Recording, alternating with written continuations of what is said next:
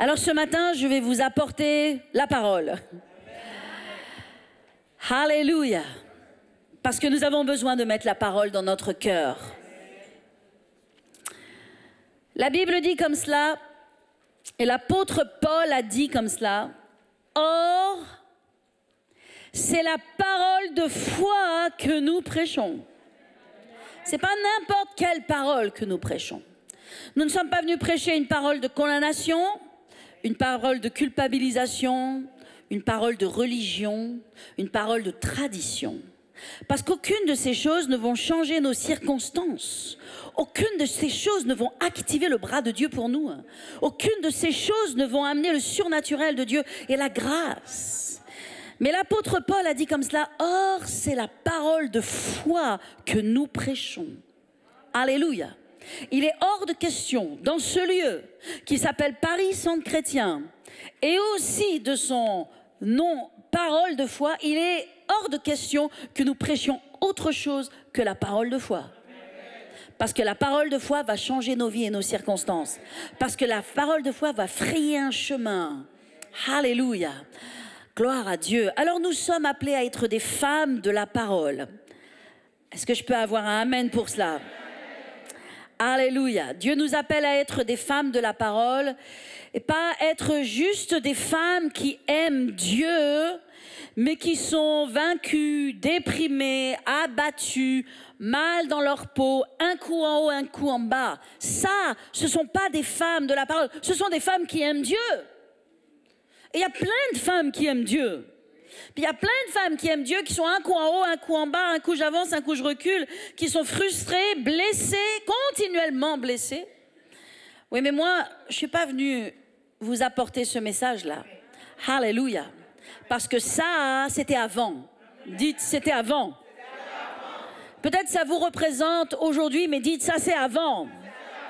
Parce que Dieu ne nous appelle pas à être ce genre de femme. Est-ce que je parle à une femme ce matin? Non, non, non, Dieu ne t'appelle pas à être ce genre de femme. Parce que ce genre de femmes ne seront jamais victorieuses. Vont être toujours persécutées par l'ennemi, troublées par l'ennemi, toujours en dehors, en dessous de leur potentiel. Or, Dieu a mis un potentiel en vous et moi qui est extraordinaire. Alléluia. Mais nous devons être des femmes de la parole. C'est ça le deal, c'est ça le deal. Nous devons être des femmes de la parole. Alléluia. Et je vais vous expliquer ce que c'est que d'être des femmes de la parole. Amen. Je vais vous expliquer comment marcher dans la foi et comment activer la grâce de Dieu sur votre vie. Est-ce que vous voulez savoir cela? Parce que je ne sais pas ce qu'il en est de vous, mais moi, j'ai besoin de la grâce de Dieu. Tous les jours, le matin, quand je me lève, j'ai besoin de la grâce de Dieu. Tous les jours, quand je me lève, j'ai besoin que Dieu fasse un miracle dans ma vie. Tous les jours, quand je me lève, j'ai besoin de la foi pour vaincre dans ma journée. Et je sais que vous aussi. Alléluia. Alors, je veux vous parler aujourd'hui comment être une femme de foi et comment marcher dans la faveur de Dieu, dans la grâce de Dieu, c'est le même mot d'ailleurs, comment marcher dans la grâce de Dieu et obtenir la double portion dans notre vie. Parce que je vais vous dire, c'est possible. C'est pas impossible, c'est possible. Et c'est vraiment l'objectif que vous devez viser. C'est vraiment la vision que vous devez avoir pour votre vie. Je ne sais pas si vous avez une vision pour votre vie, mais vous avez besoin d'avoir une vision pour votre vie. Et nous allons nous assurer que lorsque vous sortez de cette journée de femmes, vous ressortez avec une vision dans votre vie. Et notamment, il y a un atelier tout à l'heure pour les femmes qui va vous aider à avoir une vision pour votre vie. Parce qu'il y a tellement de gens, il y a tellement de femmes qui perdent leur temps. Or, le temps est précieux.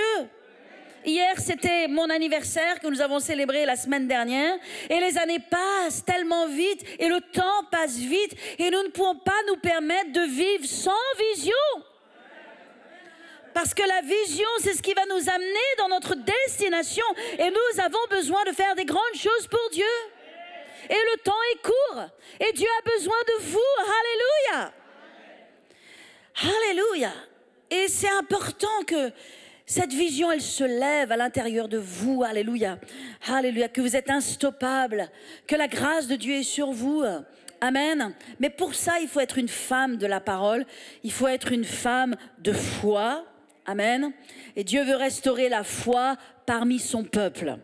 Dieu veut restaurer la parole parmi son peuple. Vous savez, ça fait 2 mois, bientôt 2 mois et demi, que je ne prêche quasiment qu'un sujet à l'église.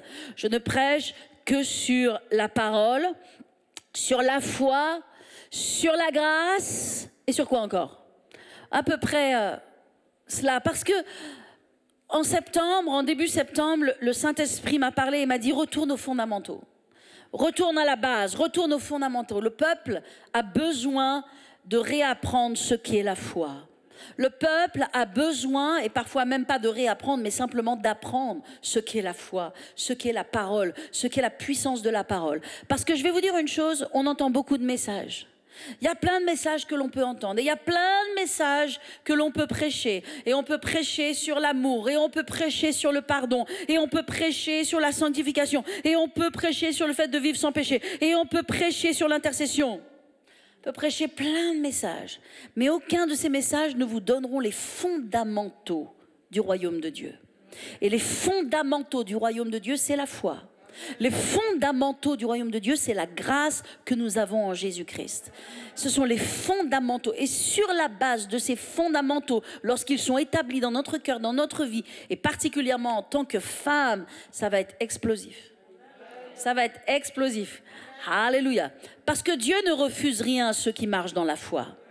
Parce que Dieu ne refuse rien. Vous savez, la Bible dit que Dieu ne refuse aucun bien à ceux qui l'aiment. Mais on peut dire comme cela, Dieu ne refuse rien à ceux et celles qui se tiennent dans une position de foi, parce que la foi, c'est le langage du ciel. Et nous devons réapprendre le langage du ciel. Et pour certaines personnes, nous devons apprendre le langage du ciel. Parce que lorsque Dieu voit la foi, il dit « wow ». Lorsque Jésus a vu la foi dans cette petite femme qui avait une perte de sang depuis des années et qui avait perdu tout au travers des médecins, qui avait perdu toutes ses richesses, qui avait souffert tellement de temps avec cette perte de sang, et peut-être c'était un cancer, peut-être c'était une hémorragie interne, peut-être, peu importe ce que c'était. Mais lorsque cette femme, elle est venue au travers de la foule et qu'elle a pressé, qu'elle a poussé et qu'elle a touché le vêtement de Jésus, une force est sortie de lui et il a dit « Qui m'a touché ?» Elle est arrivée vers lui toute tremblante, elle avait peur parce qu'elle avait tellement pas le droit de se trouver dans cette foule, elle était considérée comme étant impure. Mais Jésus a été tellement béni, il a été tellement encouragé et il a dit « Waouh, je n'ai jamais vu une aussi grande foi en Israël. » Vous savez, Dieu ne sera jamais déçu de votre foi. Lorsque quelqu'un se tient dans la foi, lorsque quelqu'un se positionne dans la foi et qu'il dit « Seigneur, je crois que tu peux le faire et tu peux le faire au travers de ma vie et je mets ma confiance en toi », Dieu ne va jamais se sentir offensé. Dieu ne va jamais se sentir blessé. Dieu ne va jamais dire « Mais pour qui tu te prends, toi ?» Dieu ne va jamais dire « Mais qui tu sais qui tu es, toi ?» Il y avait un homme dans la Bible, son nom c'est Jabez. Et vous connaissez son nom, Jabez. Son nom veut dire douleur. C'était la personne la plus insignifiante qui soit. Mais cet homme, il a pris le défi de croire en Dieu. Il s'est positionné devant Dieu et il a dit « Voilà ce que je veux de toi, Dieu. Je ne veux pas moins que ça. » Et la Bible dit que Dieu lui accorda. Alléluia. Parfois on pense qu'on a besoin d'être poli avec Dieu. Parfois on pense qu'on a besoin de faire un chemin de croix avant de lui demander quelque chose. Parfois on pense qu'on doit se repentir de tous nos péchés et marcher à genoux jusqu'à ce que nos genoux nous saignent pour avoir ou pour mériter quelque chose. Mais nous ne sommes pas des gens de la parole si nous faisons ça. Nous ne comprenons pas la parole. Amen. Mais nous devons comprendre la parole. Et moi, je vais vous expliquer ce que c'est que la parole. Alléluia. Et la parole sur laquelle nous devons nous tenir. Comment être une femme de foi? Comment ouvrir les cieux au-dessus de notre vie? Comment marcher dans la double onction et dans la double grâce que Dieu veut nous donner? Amen. La première chose, c'est très important que vous le sachiez, mesdames, et ça va vous libérer. Alléluia. C'est que cela ne viendra pas de vous. Oh, je vous entends pas ce matin. Cela ne viendra pas de toi. Cela ne viendra pas de ta capacité. Cela ne viendra pas de ta discipline. Cela ne viendra pas du fait que tu t'améliores et que tu changes. Et ça, c'est super, parce qu'on a tous besoin de discipline, on a tous besoin de changer. Mais cette grâce que Dieu met sur notre vie, alléluia, et que Dieu veut mettre sur votre vie, ça ne viendra pas de toi. Ça veut dire que c'est pas au travers de tes efforts, c'est pas au travers de tes capacités, c'est pas par tes compétences. Et ça, c'est merveilleux parce que on n'a pas à être devant Dieu, on n'a pas besoin de venir devant Dieu avec nos performances. Dieu se fiche de tes performances. Tout ce que je fais, je le fais par amour pour Dieu. Je ne le fais pas pour obtenir quelque chose de Dieu. Parce que si ce que je fais, je le fais pour obtenir quelque chose de Dieu, je ne me tiens pas dans la foi et dans la grâce, je me tiens sur mes propres œuvres, je me tiens sur mes propres actions. Et ça, Dieu a déjà condamné ça. Dieu a déjà dit dans sa parole que si nous venons vers lui avec notre propre justice en disant Dieu, regarde comme je suis bon, regarde tout ce que je fais bien, regarde comme je suis parfait, regarde comme je m'améliore, regarde tous les efforts que je fais. Si nous venons avec Dieu avec notre propre justice, il a dit que notre propre justice, c'est comme une serpillière pour lui. Est-ce que vous vous rendez compte ? Vous vous rendez compte comment les gens ne connaissent pas la parole de Dieu? Combien notre monde qui a été imprimé par la religion pense « Ouais, je peux gagner le ciel. Oui, je peux recevoir de Dieu parce que je vais faire des prières, parce que je vais faire des choses. » Mais ça va à l'encontre de la croix. Ça va à l'encontre du message de Christ. Tout ce que Dieu va ajouter dans ta vie, tout ce que Dieu va faire dans ta vie, il va le faire par grâce. Si je me tiens là, ce n'est pas parce que je suis compétente, c'est par...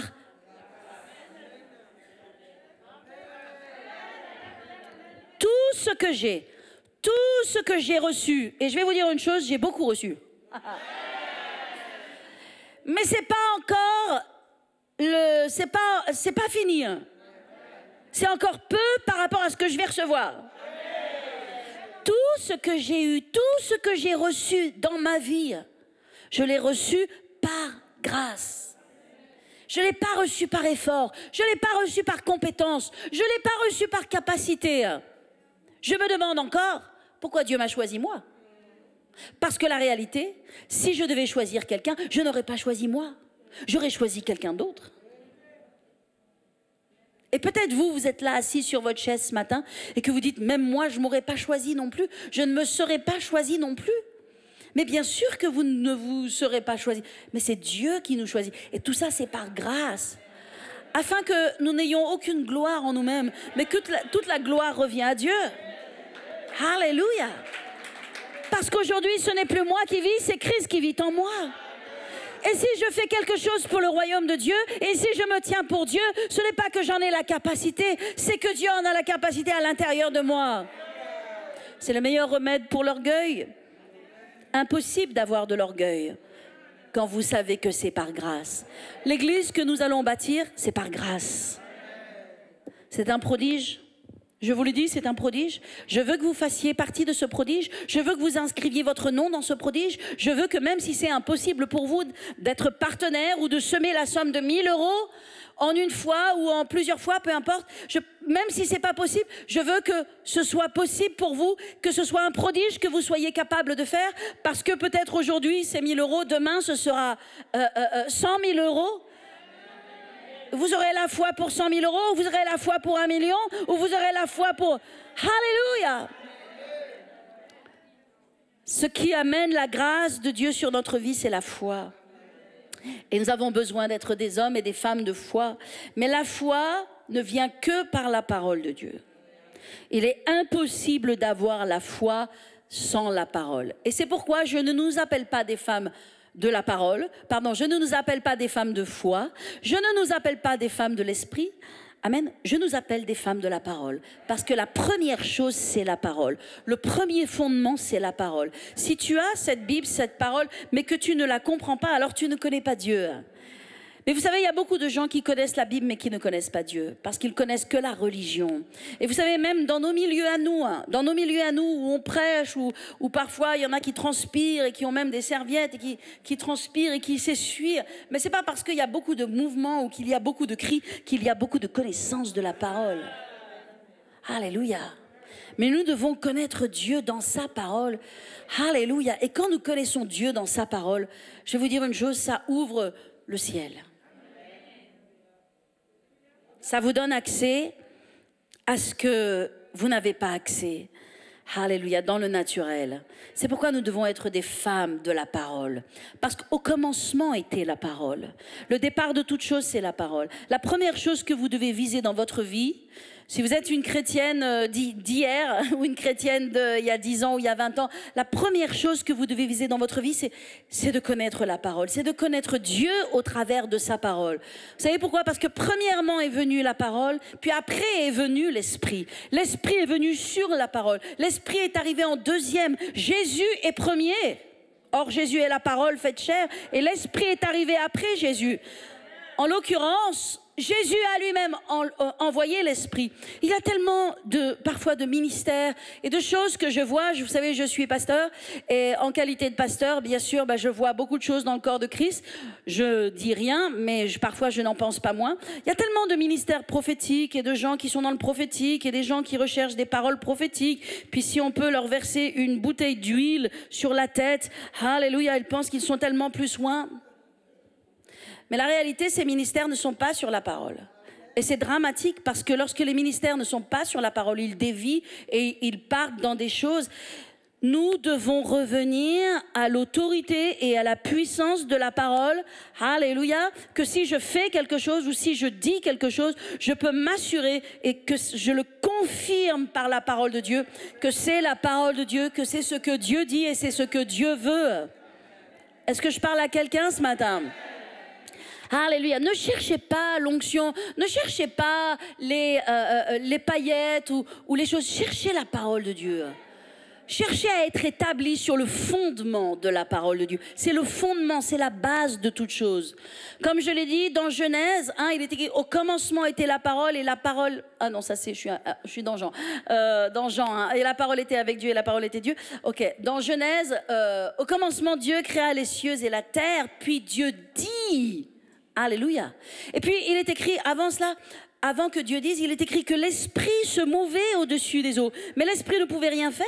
L'Esprit ne pouvait absolument rien faire. Il ne pouvait pas bouger. Il attendait quoi? Il attendait que la parole soit libérée. Et une fois que la parole a été libérée, l'Esprit est venu. Ne cherchez pas d'abord l'Esprit, cherchez la parole. Cherchez de comprendre la parole. Cherchez d'être une femme de foi, d'être une femme de la parole. Parce que lorsque vous êtes une femme de foi et de la parole, vous allez voir la grâce. Vous ne pouvez jamais séparer la parole et la grâce. Alléluia. Vous ne pouvez jamais séparer la parole et la foi. Alléluia. Amen. Alléluia. C'est le fondement. Donc mes amis IES, ça, les choses qui doivent venir dans votre vie, les rêves que vous avez dans votre cœur, ils ne viendront pas par vos propres forces ou même par vos qualités. Et Dieu merci, cultivez vos qualités. Alléluia, on en a besoin. Mais au regard de Dieu, ça viendra par grâce. Alléluia. Et ça, c'est merveilleux. Vous devez comprendre que Esther est rentrée dans son appel par grâce. C'est pas qu'elle était extraordinaire en elle-même. D'ailleurs, il n'y avait rien à son sujet. On n'a rien dit à son sujet. On n'a pas dit qu'elle ait fait quoi que ce soit d'exceptionnel. Elle était juste le choix de Dieu et ça s'est fait par grâce. Ruth qui a tout gagné, tout restauré, tout récupéré, c'est pas qu'elle ait fait quelque chose de particulier. Ce qu'elle a reçu, elle l'a reçu par grâce. Et tout ce que Dieu va faire dans votre vie, les désirs qui sont dans votre cœur, alléluia, la Bible dit que Dieu met en nous le vouloir et le faire. Par son bon plaisir. Donc quand nous le cherchons, nous avons des désirs et les désirs que nous avons à l'intérieur de nous sont des bons désirs. Amen. Parce que nous sommes connectés à lui. Alléluia. Amen. Et ces désirs vont s'accomplir. Ils vont s'accomplir. Acceptez de rêver. Acceptez de désirer. Parce que Dieu met des désirs à l'intérieur de vous. Ils vont s'accomplir par grâce. Alléluia. Par le moyen de la foi.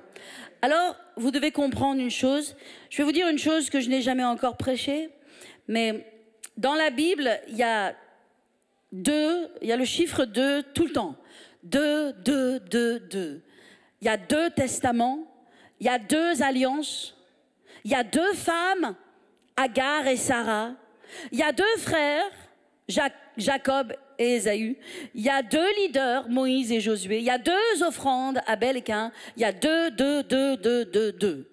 Et même il y a 2 femmes, Marthe et Marie. Alléluia. Dans la Bible, il y a 2. Il y a toujours, Dieu a mis une différence. Il a montré une différence entre l'ancien et le nouveau. Je vous l'ai dit déjà, Dieu a séparé tellement une différence entre l'Ancien Testament et le Nouveau Testament qu'il a mis 400 ans, c'est-à-dire 10 générations de 40 ans. Normalement, il utilise 40 ans pour... C'est-à-dire une génération, il utilise une fois 40 ans pour marquer une séparation dans le désert. Lorsque Jésus, 40 jours dans le désert, les Hébreux, 40 ans dans le désert, Noé, 40 jours dans son arche, etc. 40. Dieu a mis 10 fois 40 pour montrer la différence entre l'Ancien Testament et le Nouveau Testament. Mais Dieu met la différence. Et nous, en tant que femmes, et c'est vraiment le message que je veux vous prêcher, c'est dans quel groupe vous allez vous trouver ou dans quel groupe vous êtes aujourd'hui. Parce que moi, la réalité, je veux vous prendre d'un groupe pour vous amener dans l'autre groupe. Parce que c'est dans l'autre groupe que vous allez trouver la foi et la grâce. Que vous allez trouver la provision et la grâce pour votre vie. Alléluia. Et même si Dieu nous aime, où que nous soyons et qui que nous soyons, quoi que nous fassions, même dans nos fautes, Dieu nous aime. Même dans nos erreurs, Dieu nous aime. Dieu nous aime toujours. Alléluia. Mais nous devons choisir, alléluia, où est-ce que nous allons nous positionner. Dieu veut que vous soyez des femmes de la parole. Amen. Dieu veut que vous soyez des femmes de foi. Alléluia. Amen. Donc il y a 2 testaments, l'Ancien et le Nouveau. Qu'est-ce que la Bible dit? La Bible nous dit que le Nouveau, il est basé sur de meilleures promesses. Amen. Donc il y a eu l'Ancien, oui, mais le Nouveau, il est meilleur. Alléluia. Donc vous pouvez rester dans l'Ancien si vous voulez, mais moi je vais dans le Nouveau. Il y a 2 alliances, l'ancienne alliance, la nouvelle alliance. Et la Bible nous dit aussi, alléluia, cette alliance, elle est meilleure. Elle est basée sur de meilleures promesses. Il y a 2 femmes, Agar et Sarah. Agar a eu un fils, alléluia. Oui, mais Sarah a eu le fils de la promesse. Puis Dieu a dit quelque chose d'incroyable dans Galates, simplement je vais vous le rappeler, dans Galates, il est écrit au chapitre 4, Abraham a eu 2 fils, un de la femme esclave et un de la femme libre. Alléluia. Quelle femme voulez-vous être? De quel côté voulez-vous être? Parce qu'en fait, il y en a une qui représente la loi et l'autre qui représente la grâce. Celle qui représente la loi, c'est celle qui va vouloir plaire à Dieu par ses propres forces et par ses propres efforts. Mais celle qui représente la grâce, c'est celle qui va recevoir de Dieu la grâce. Nous devons comprendre que à la croix, Jésus a tout accompli. Et en fait, pourquoi est-ce que je peux être ce que je peux être? Pourquoi est-ce que je peux avoir ce que je vais avoir au nom de Jésus? Pourquoi est-ce que vous pouvez devenir ce que Dieu vous appelle à devenir?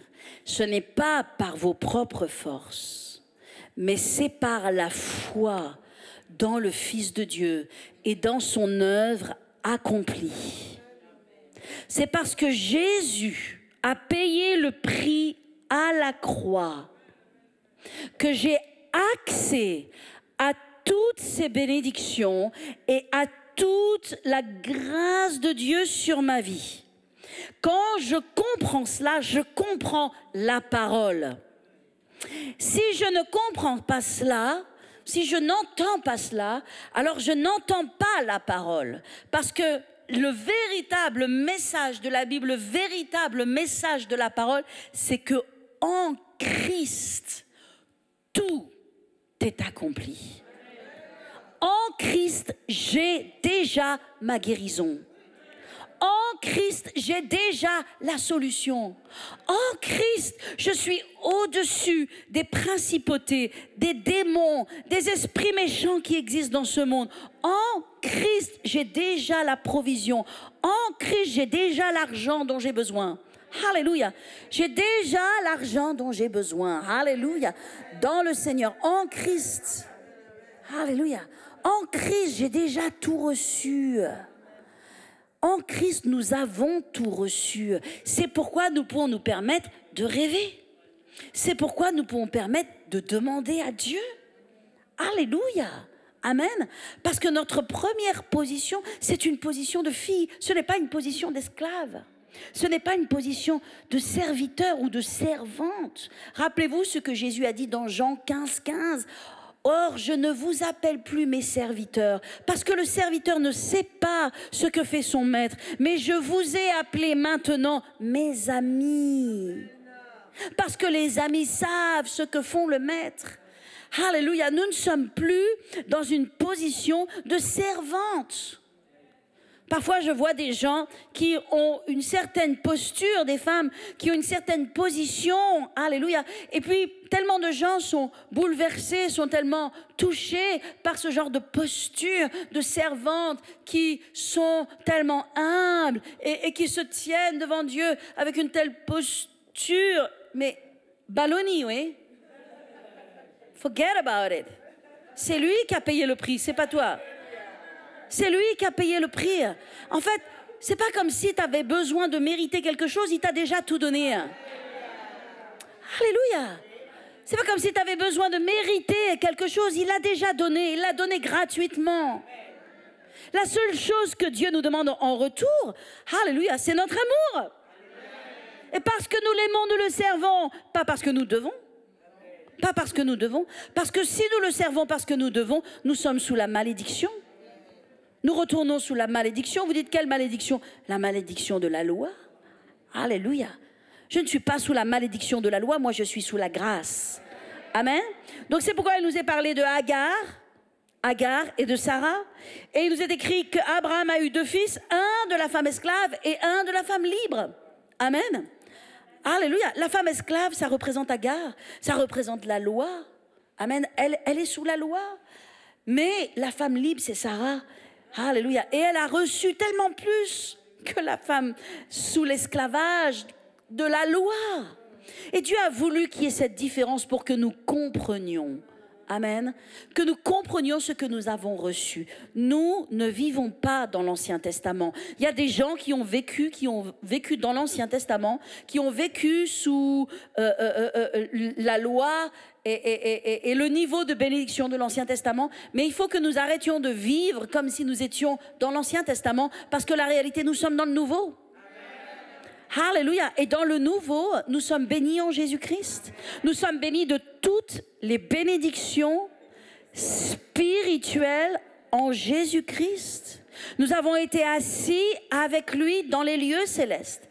Parce que je suis assise avec Christ dans les lieux célestes, je peux lui demander tout ce que je veux. Alléluia. Et vous savez quoi? Dieu va me le donner. Et vous savez quoi? Dieu va te le donner. Alléluia. Amen.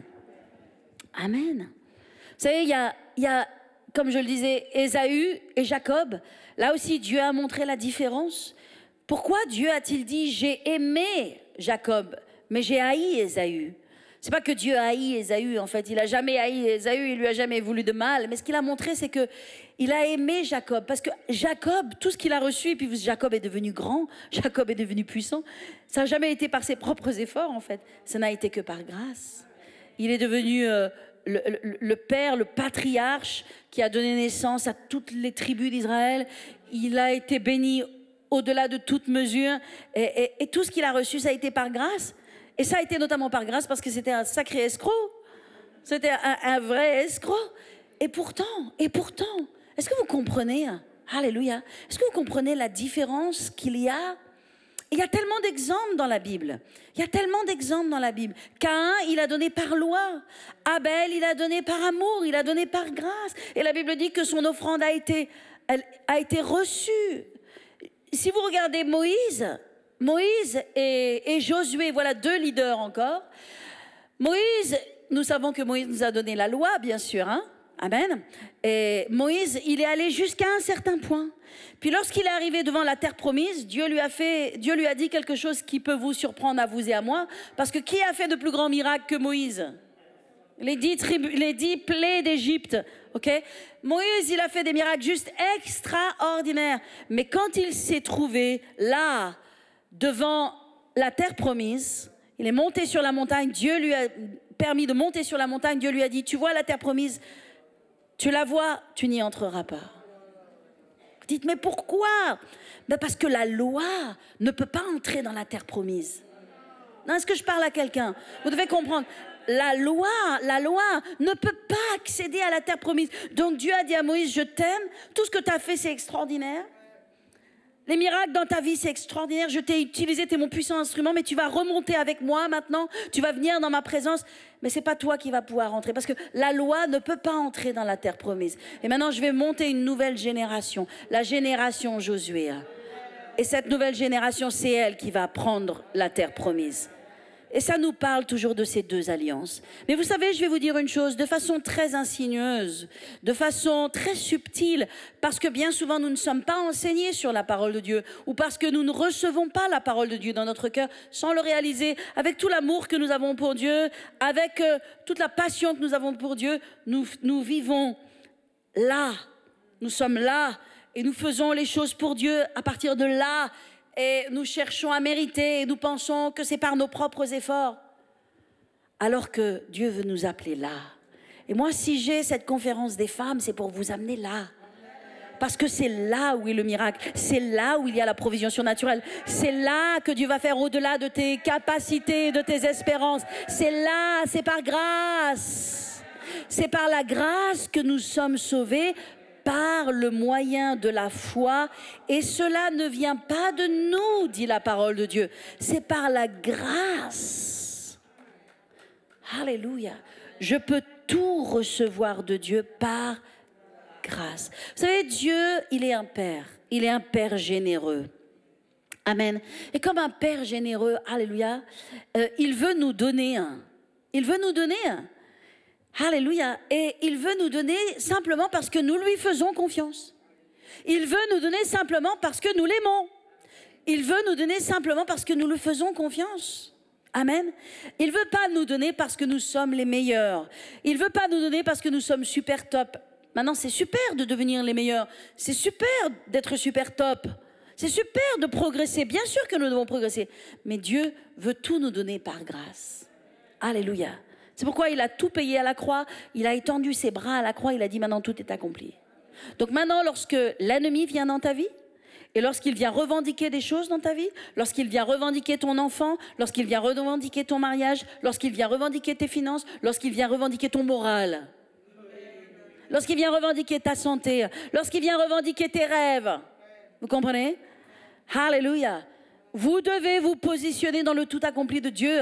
Et vous devez répondre à l'ennemi avec la parole de foi et la parole de grâce.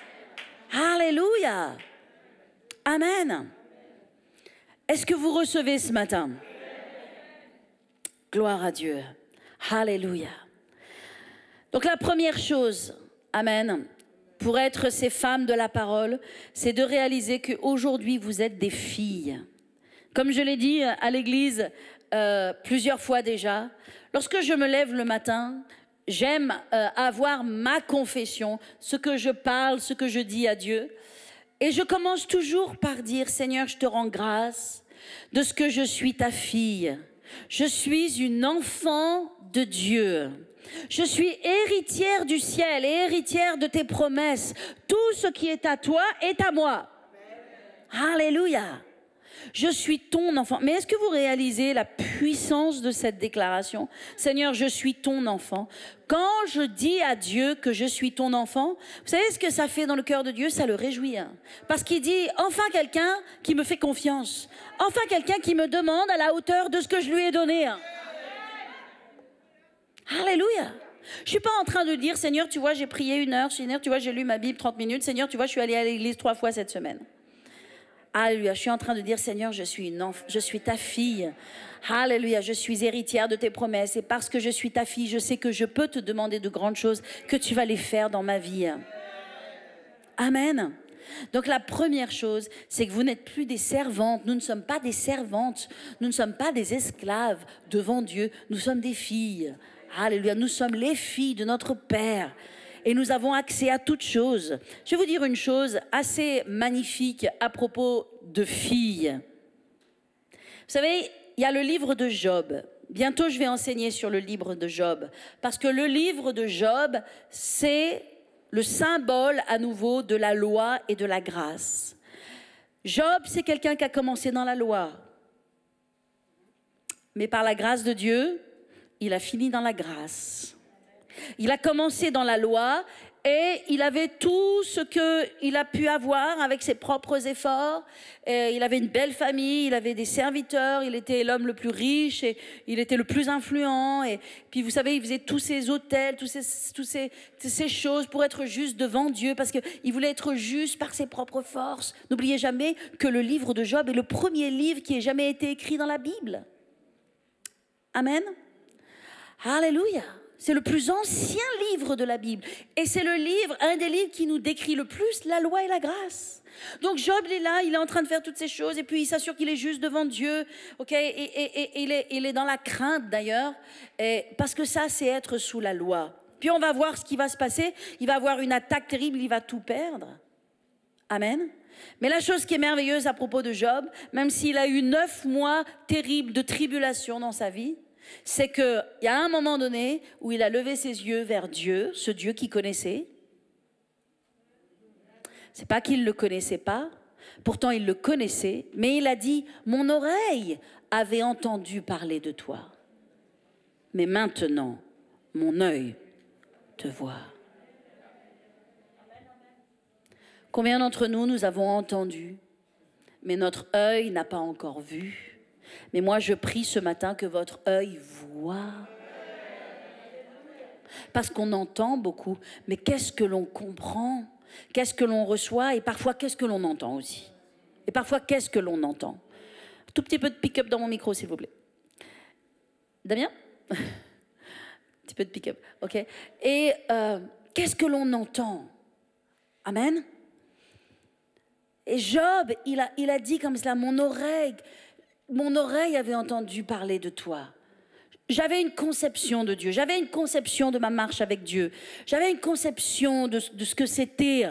Mais en fait, Job ne voyait que l'ombre des choses. Il ne connaissait pas le real stuff, le truc vrai. Il avait l'ombre des choses.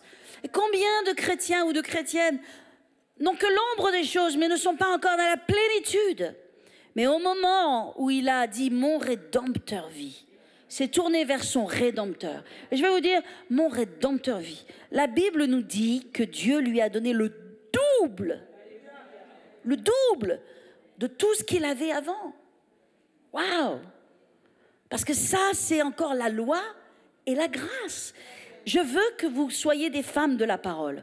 Parce qu'en étant des femmes de la parole, amen, en comprenant et en discernant véritablement la parole de Dieu pour ce qu'elle est. Vous savez, être une femme de la parole, c'est pas juste connaître des versets.